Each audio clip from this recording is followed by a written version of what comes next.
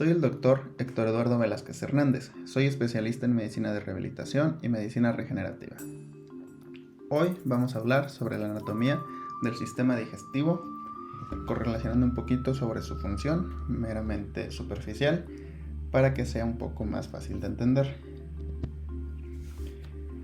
El sistema digestivo es el conjunto de órganos que se encarga del proceso digestivo o de la digestión.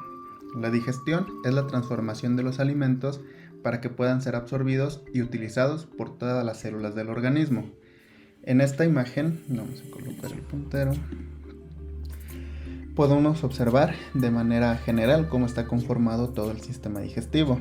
Va a empezar por la boca, los labios, los dientes, paladar, lengua, se va a continuar hacia la faringe, hacia el esófago, va a llegar al estómago, continuándose por el intestino delgado en sus diferentes porciones, duodeno, yeyuno e ilion, continuándose hacia el intestino grueso por el ciego, el colon ascendente, transverso, descendente, sigmoides, el recto y el conducto anal.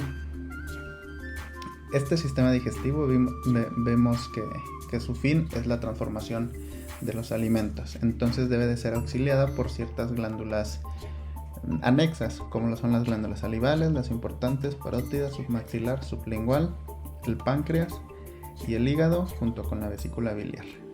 Entonces, estos son los órganos que vamos a ver en este tema. Vamos a empezar la primera parte, la cavidad oral. Está compuesta por los labios, por las mejillas, encías, dientes, el paladar y la lengua. Podemos observar los labios, posición anatómica, labio superior arriba, labio inferior abajo. Tenemos las mejillas, que es la parte lateral de esta cavidad. Tenemos las encías, que es la que le va a dar sostén y protección a los alvéolos y al cuello dental. Los dientes, el paladar, tanto el duro como el blando, y la lengua. En la cavidad oral vemos que es en donde se van a ingerir y se van a preparar los alimentos para su digestión posterior. La masticación del alimento con los dientes y su mezcla con la saliva van a facilitar la formación del bolo alimentario. La cavidad bucal. La cavidad bucal es el espacio entre los arcos dentales.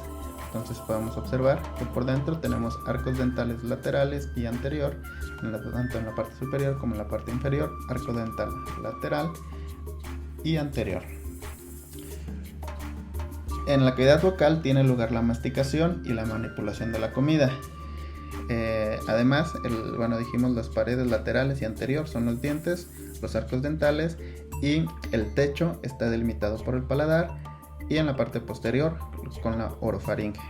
Cuando la boca se encuentra cerrada, se encuentra ocupada en su totalidad por la lengua. En esta cavidad bucal es donde se van a paladar alimentos y bebidas. Si tenemos la boca cerrada, tenemos la cavidad ocupada por la lengua, pero por fuera tenemos un espacio parcialmente virtual, el cual está comprendido entre los dientes o la cara lateral de los dientes, también anterior y lateral ambos lados, las encías, los labios, que van a ser parte de la hendidura, y las mejillas en su parte lateral. Entonces hablamos de la hendidura bucal, que está delimitada por los labios y es la comunicación de la boca con el exterior, y va a estar funcionando a forma de válvula de regular entrada y salida del contenido hacia la cavidad bucal. Entonces hablemos de los labios. La función de los labios es la aprehensión del alimento, succionar líquidos, auxiliar en el habla y al besar. Se van a extender desde el surco nasolabial y la parte lateral de las narinas. Entonces tenemos aquí nuestro surco nasolabial en la parte lateral de las narinas, la parte anterior, inferior, y en la parte inferior del labio inferior se va a delimitar hasta el surco mentolabial. Los labios están cubiertos de manera externa, como se ve en la imagen, por piel, y de manera interna vamos a ver que está cubierto por mucosa. Entonces la capa medial sería el músculo, ahorita vamos a ver cuál es. La parte interna, que es la que está cubierta por mucosa, tiene un frenillo que nos va a evitar que el labio tenga una movilidad demasiada, una movilidad de más. Entonces este frenillo va a estar desde la encía hasta los pliegues de la mucosa, tanto en el labio superior como en el labio inferior. Entonces habíamos dicho que la parte media es una capa muscular que está dada por el músculo orbicular de la boca, y vemos aquí la razón de la que los límites del surco nasolabial, el mentolabial sean los límites de los labios. ¿Por qué? Porque es el límite del músculo orbicular de la boca. La irrigación de los labios está dada por la arteria labial superior e inferior, respectivamente labio superior e inferior, e inervado el labio superior por una rama del nervio trigémino, el quinto par craneal, la rama distal infraorbitaria, y el labio inferior, mismo nervio pero por la rama mentoniana. Continuamos con la estructura, la parte lateral de esta cavidad bucal, o del vestíbulo bucal, más bien específicamente el vestíbulo bucal, son las mejillas, que es una misma estructura que los labios. Esto quiere decir que son por la parte externa es piel y por la parte interna mucosa y una capa muscular intermedia. Estas son las paredes móviles y laterales de la cavidad oral. Van a estar delimitadas de manera anterior por el surco nasolabial o por los labios, tanto en la parte inferior como superior. En la parte superior está delimitado por el cigomático y por el arco del cigomático, en la parte posterior por la glándula parótida y en la parte inferior por el borde inferior de la mandíbula. Habíamos visto que la parte media es muscular, entonces el músculo principal de las mejillas es el músculo bucinador. Dentro de esta mucosa, la cara interna de las mejillas, podemos encontrar numerosas glándulas salivales pequeñas entre la mucosa y el bucinador, que nos van a ayudar a vertir esta saliva. Vamos a hablar un poco más de ellas más adelante. Las mejillas están irrigadas por una rama bucal de la arteria maxilar e inervadas por ramos bucales del nervio mandibular. Las encías. Las encías es un tejido fibroso tapizado por mucosa. Podemos ver, está unida a las apófisis alveolares, que es la parte más superior de la mandíbula, y en el maxilar obviamente también, y hacia el cuello de los dientes, en su porción superior como inferior. Existen dos tipos de encías: la encía propiamente dicha, que es rosada, la podemos ver de manera muy clara en esta parte, rosada, punteada y queratinizada, y la encía no adherida o la encía alveolar, que es más brillante, es roja y es no queratinizada. Como podemos ver, esta encía se va a continuar hacia la parte de los labios, en la parte anterolateral y hacia las mejillas. Hablemos ahora de la siguiente parte, los dientes. Las funciones de los dientes es incidir, reducir, mezclar alimentos con la saliva. Auxilian en el desarrollo y protección de los tejidos que los sustentan, que los mantienen sanos, y para la articulación de la palabra. Tenemos dos tipos de dientes, los primarios y los secundarios. Los primarios solo son 20 piezas dentales que van a tener una fecha de salida y una de caída. Y los secundarios tienen principalmente una fecha de salida y deben de permanecer durante el resto de nuestra vida, si los mantenemos sanos. Existe una configuración de los dientes y se van a dividir según su morfología. Los primeros o los anteriores son dientes incisivos, se caracterizan por tener un borde delgado y funcionan para cortar los alimentos. Los caninos son en forma de cono, podemos ver, serían estos en forma de cono, y nos ayudan como para picar el alimento. Tenemos los premolares, que son bicúspides, tienen dos pilares, los que nos ayudan junto con los molares, que pueden ser 3, 4 o más cúspides. Nos van a ayudar a moler los alimentos. Dentro de las partes y estructuras de los dientes encontramos que sus partes está dividida en corona, cuello y raíz. Dentro de la corona tenemos estructuras que es la dentina, que es la parte importante del diente, que está cubierta, la parte más sensitiva del diente, que está cubierta por el esmalte. El esmalte es nuestra capa protectora y es donde se puede picar y nos pueden salir las caries. Tenemos un cuello, que es la parte más principal, o la parte principal de este cuello es la cavidad pulpar, en donde se contiene una gran cantidad de tejido conectivo, vasos sanguíneos y los nervios. Y tenemos la raíz, en donde se encuentra la raíz, el canal de la raíz, por donde está unida al alvéolo dentario. Aquí podemos ver el alvéolo dentario, es donde se une a él al periodonto, ¿sale? El número de raíces va a ser variable y están unidas al hueso por una articulación llamada gónfosis, que sería aquí, y nos va a servir como un amortiguador, un cojinete hidráulico para frenar la presión axial, la presión que se da entre los dientes durante la masticación. Por la raíz van a entrar estos diferentes nervios, vasos sanguíneos, vasos linfáticos, dijimos, están irrigados por la arteria alveolar tanto superior e inferior respectivamente y están drenados por las venas alveolares. Reciben abundantes terminaciones nerviosas tanto táctiles, presorreceptoras, vasos linfáticos y sanguíneos. El paladar. Vamos a hablar ahora del paladar. El paladar tiene forma de techo arqueado, es el techo arqueado de la boca, ¿vale? Está dividido en dos, en un paladar duro y en un paladar blando.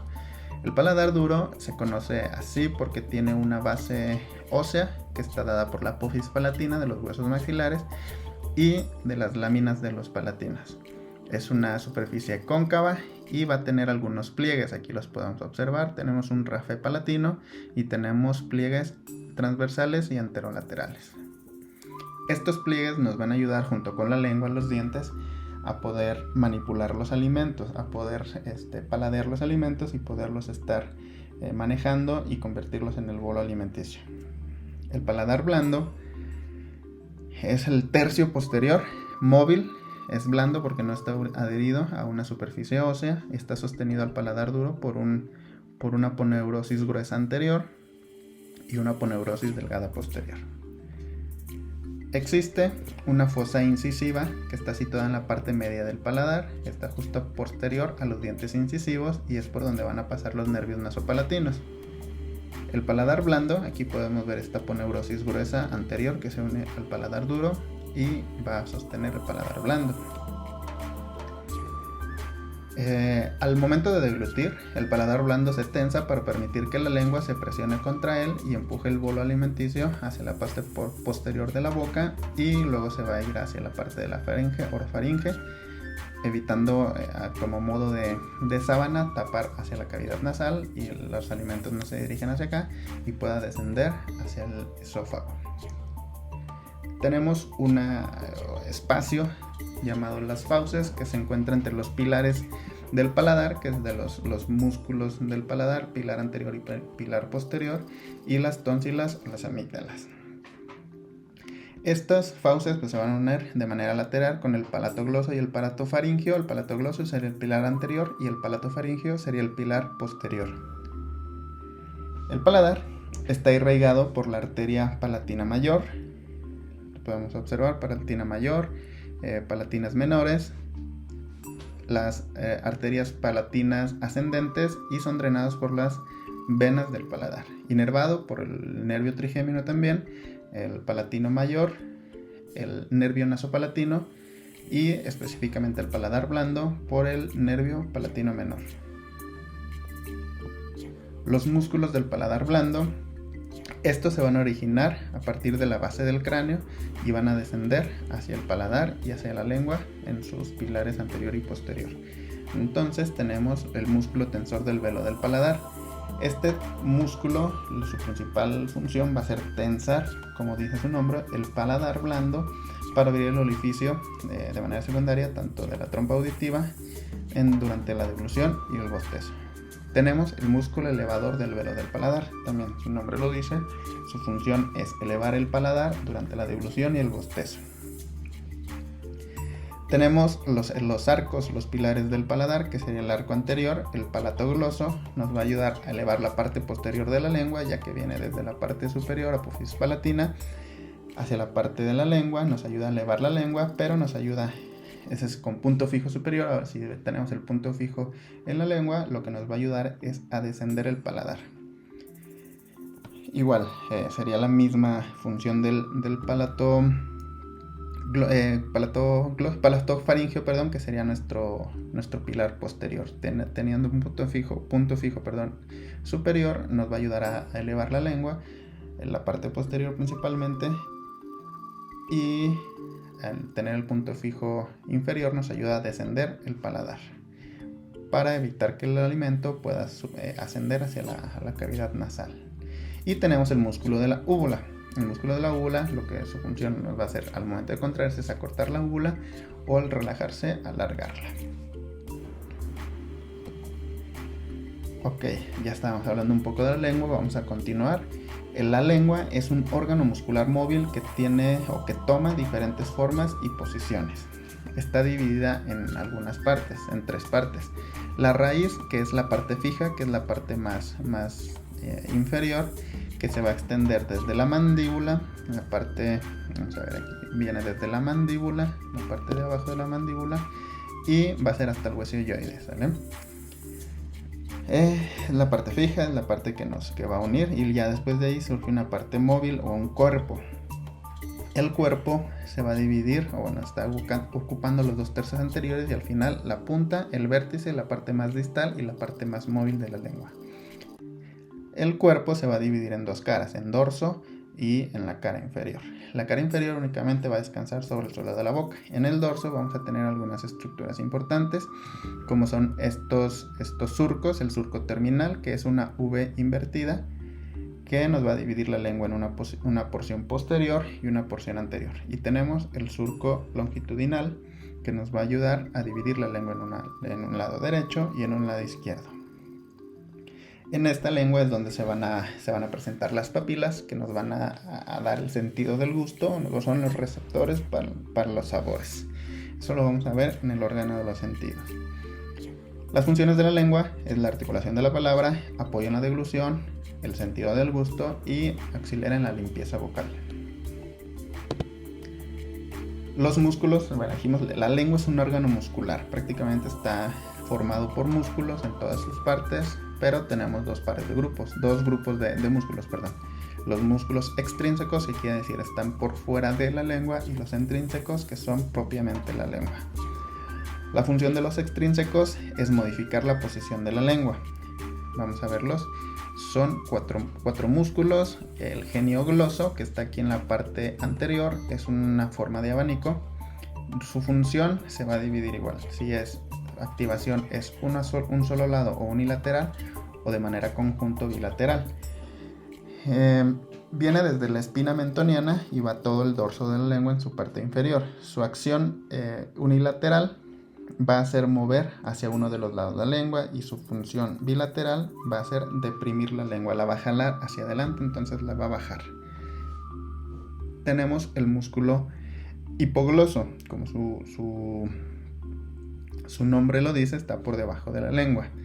El hipogloso, su función va a ser deprimir igual la lengua o retraer. Este ya no está de manera tan anterior, que nos va a movilizar hacia un lado o hacia el otro, sino está un poco más hacia posterior, y nos va a jalar un poco a retraer, nos va a ayudar a retraer la lengua en su actividad unilateral.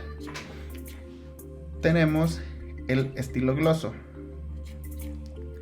El estilogloso viene desde la apófisis estiloides y viene hacia la lengua, hacia la cara lateral de la lengua. Entonces ya es un poco postero superior este músculo, y nos va a ayudar a retraer o a enroscar la lengua y elevar sobre todo la parte posterior. Y tenemos el músculo palatogloso. Este viene desde la aponeurosis del paladar blando, y lo que nos va a ayudar, como bien dijimos, a elevar un poco la parte posterior de la lengua. Tenemos los músculos intrínsecos, dijimos que son los que van a formar propiamente la lengua. Tenemos que estos músculos nos van a alterar la forma. Estos no nos van a alterar la posición, no nos van a mover la lengua, sino que nos van a alterar su forma. Y tenemos los principales, los longitudinales, tanto superior como inferior, que nos van a ayudar a acortar. Estando a todo lo largo de la lengua, si se contraen, pues van a acortar este músculo, esta lengua. Y tenemos los transversos y los verticales, que su función, al estar a lo transverso, a lo ancho de la lengua, pues nos van a ayudar a justamente eso, a estrecharla o a ensancharla, ¿va? Estos músculos están inervados por el hipogloso y son irrigados por la arteria lingual, drenados por la vena dorsal de la lengua.